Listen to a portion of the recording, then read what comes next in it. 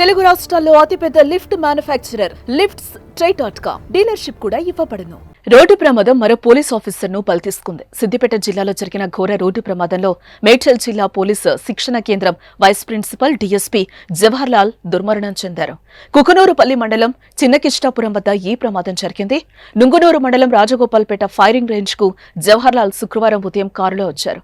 Firing test పూర్తి చేసుకుని తిరిగి వెళ్తూ ఉండగా చిన్నకిష్టాపూర్ చౌరస్తా వద్ద చిన్నకిష్టాపూర్ గ్రామం వైపు నుంచి వస్తున్న కారు ఎలాంటి సిగ్నల్స్ ఇవ్వకుండా తిప్పడంతో ఆ కారును తప్పించబోయి సడన్ బ్రేక్ వేయడంతో అదుపు తప్పి రోడ్డు పక్కన ఉన్న హోర్డింగ్ ను ఢీకొట్టి పల్టీలు కొట్టింది.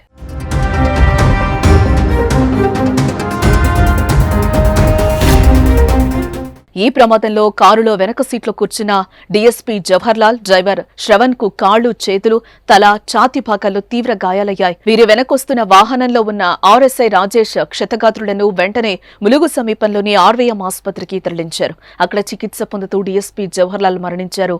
కారు డ్రైవర్ శ్రవణ్ ఫిర్యాదుతో కేసు దర్యాప్తు చేస్తున్నామని ఎస్ఐ తెలిపారు.